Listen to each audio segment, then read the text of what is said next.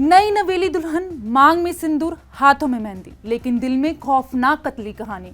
इंदौर में राजा रघुवंशी की हत्या ने पूरे देश को झंझोर कर रख दिया और यही सवाल उठ रहा है, आखिर क्यों बनती है दुल्हन हसीना से हत्यार। सोनम, मुस्कान, प्रगति नाम बदलते रहे लेकिन मंजर एक जैसा।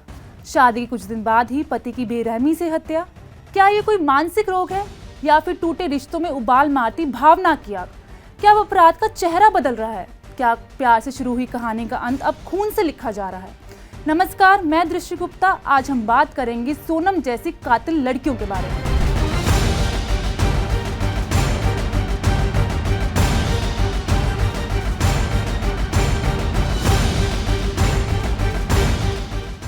देश के चौक चौराहों से लेकर घरों की चार दीवारी के अंदर सभी लोगों की जुबान पर एक ही चर्चा है, सोनम बेवफा है।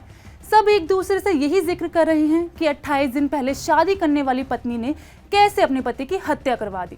ये पहला केस नहीं है जब पत्नी ने पति को मारने की साजिश रची हो। इससे पहले भी मेरठ की मुस्कान ने पूरे देश के होश उड़ा दिए थे।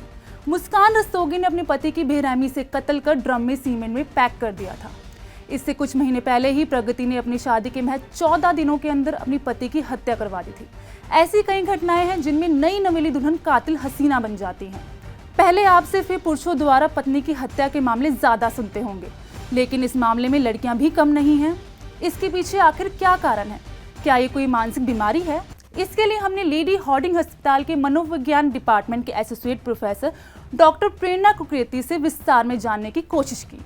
डॉक्टर प्रेरणा ने बताया कि कपल्स के बीच इंटीमेट पार्टनर वायलेंस कोई नई बात नहीं है, ये होता रहा है, लेकिन इसमें अक्सर ये कार्रवाई पति द्वारा की जाती है। महिलाएं ऐसी कार्रवाई से परहेज करती हैं। जब हम कहते हैं कोई पुरुष हिंसक तरीके से मर्डर करता है तो उसे अपराधी प्रवृत्ति का माना जाता है। मर्दों में आमतौर पर इसके पीछे छिपी सोशल पर्सनैलिटी डिसऑर्डर होता है। इसमें उसे दूसरों को तकलीफ देने में बहुत अच्छा लगता है, उसे दूसरों को तड़पता देख मजा आता है। इस तरह घटना अपराधी की हिंसक प्रवृत्ति पहले से ही होती है।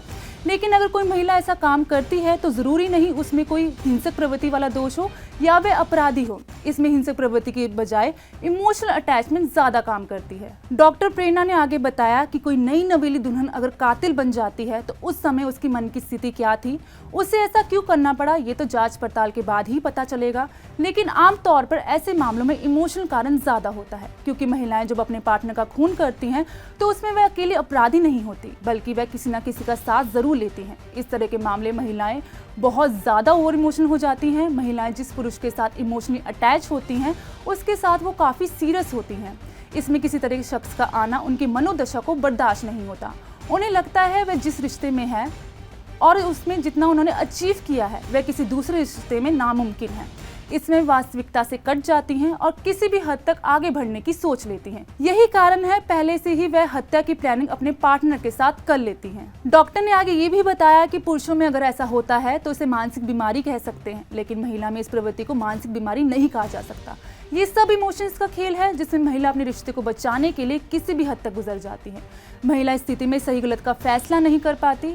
इसमें किसी महिला में ये प्रवृत्ति पहले से नहीं होती जिसे महिला को बचपन से पहचाना जा सके। ये अचानक आती है, इसलिए इसे कोई भाप नहीं पाता। आपको बता दें कि 9 जून 2025 को मेघालय पुलिस ने सोनम को गाजीपुर के एक ढाबे से गिरफ्तार किया था। पूछताछ में उसने पहले मासूमियत का नकाब पहना, लेकिन सीसीटीवी फुटेज और फोन रिकॉर्डिंग ने उसकी साजिश को बेनकाब कर दिया। सोनम ने राज के लिए राजा की जान ले ली। उसकी मांग का सिंदूर और माथे की बिंदिया, जो प्यार और विश्वास का प्रतीक थी, अब विश्वासघात की निशानी बन गई है। उसने अपने प्रेमी और 3 किरदारों के साथ मिलकर ऐसी साजिश रची जिसने राजा के सपनों को हमेशा के लिए चूर कर दिया। ये कहानी प्रेम की नहीं बल्कि धोखे की है, एक ऐसी बेवफा सनम की जिसने हंसी के पीछे हत्या का खेल खेला।